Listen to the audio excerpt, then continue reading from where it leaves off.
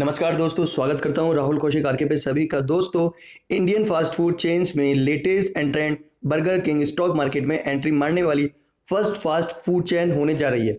Fast food का business कभी बुरा नहीं कहा जाता, क्योंकि आजकल लोगों के पास टाइम बहुत कम बचा है। इसलिए मैकडोनल्ड, डोमिनोज, बर्गर किंग जैसे फास्ट फूड चेन्स का बिजनेस काफ़ी बूमिंग चल रहा है।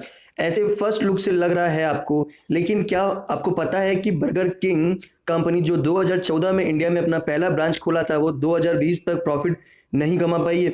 अब तक बर्गर किंग लॉस में ही रन कर रही है, यानी इसका ऑपरेटिंग कॉस्ट इसके रेवेन्यू जनरेट से अभी भी ज़्यादा है।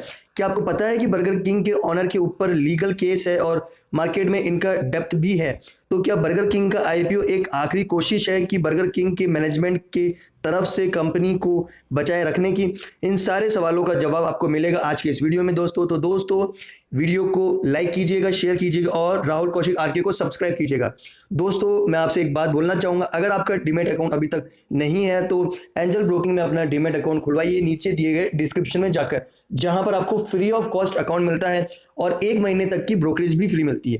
तो दोस्तों, जानते हैं बर्गर किंग आईपीओ की डिटेल। सबसे पहले आईपीओ की डिटेल्स देखते हैं।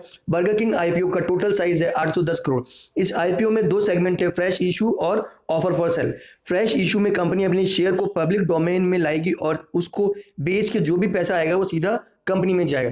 फ्रेश इशू के अंदर 7.5 करोड़ के शेयर को बेचा जाएगा और इससे लगभग 450 करोड़ राइज किए जाएंगे।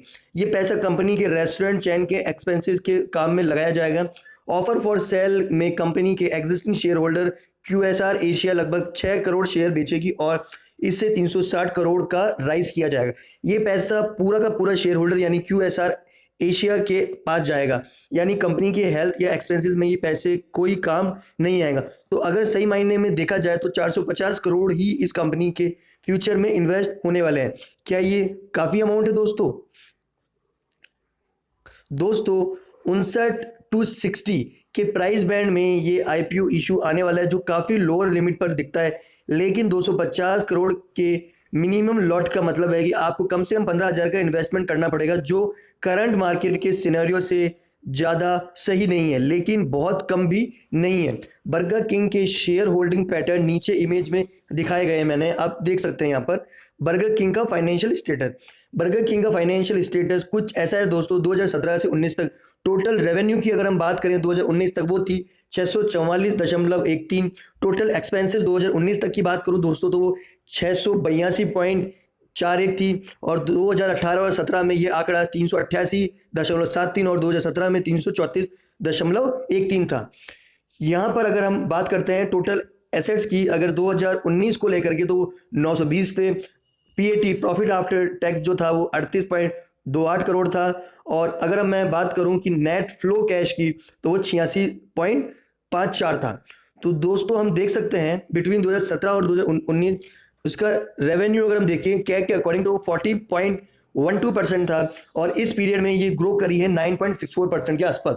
अगर आप इस फाइनेंशियल सिचुएशन को अच्छी तरीके से स्टडी करेंगे तो आपको देखेगा कि बर्गर किंग अब तक के प्रॉफिटेबल कंपनी नहीं बन पाई है। 2017 से लेकर 2019 तक नेट प्रॉफिट रजिस्टर नहीं हुआ है, लेकिन नेट लॉस इन 3 सालों में 18% से कम हुआ है। कोविड लॉकडाउन के वजह से जब फास्ट फूड आउटलेट बंद थे तो फास्ट फूड चेन्स ने डिलीवरी चालू रखी थी और शायद यही वजह थी कि लेटेस्ट नंबर में उनका कैश फ्लो बढ़ता हुआ दिखाई दे रहा है।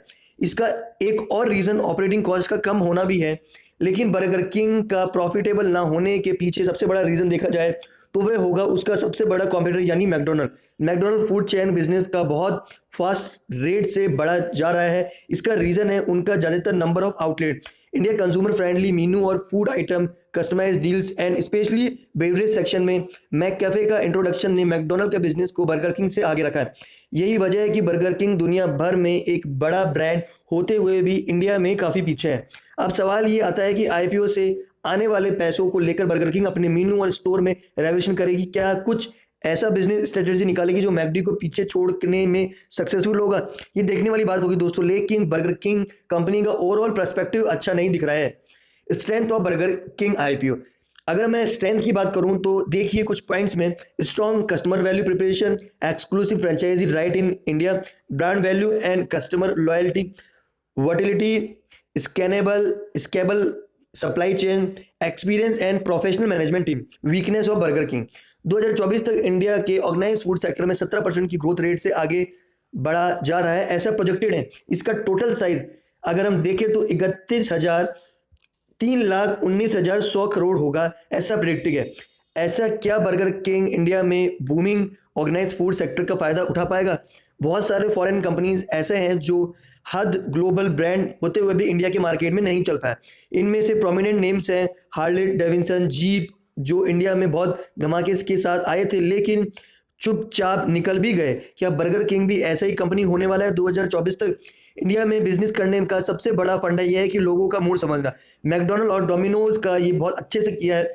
फास्ट फूड और पिज़्ज़ा में ये दोनों ही लीडिंग है, चाहे इनके फूड के बारे में कितनी ही कंपनीज क्यों ना हो।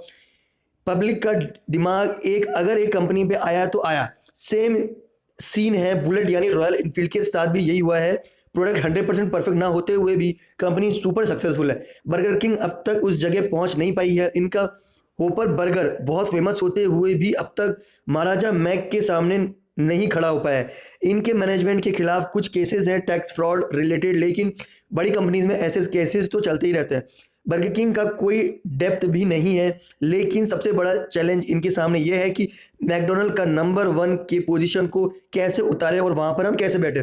इसके लिए आपको अपना मीनू और आउटलेट दोनों बदलने पड़ेंगे और इंडिया सेंट्रिक करना पड़ेगा, वरना ये आईपीओ एक आखिरी कोशिश बन के रह सकती है बर्गर किंग के लिए। मेरा सजेशन यही होगा कि पहले दिन जीएमपी का ट्रेंड देखिए और अगर फेवरेबल ना हो तो लिस्टेड होने दीजिए, फिर इसमें पैसा लगाइए। फूड इंडस्ट्री डूबने वाली नहीं है, इसलिए शॉर्ट टर्म में पैसा आपको पास आएगा ही, मतलब आप इससे पैसा कमा ही लेंगे, पर थोड़ा वेट एंड वॉच वाली स्ट्रेटजी आपको अपनानी पड़ेगी। दोस्तों, उम्मीद करता हूं कि मैंने जो समझाया वो आपकी समझ में आया होगा और इस वीडियो को शेयर कीजिएगा ताकि सभी तक ये वीडियो पहुंच पाए और सही नॉलेज उनको मिल पाए। तो दोस्तों, ऐसे ही वीडियोस के लिए मेरे इस चैनल को सब्सक्राइब कीजिएगा, एनकरेज कीजिए, कमेंट कीजिए, लाइक कीजिए। धन्यवाद।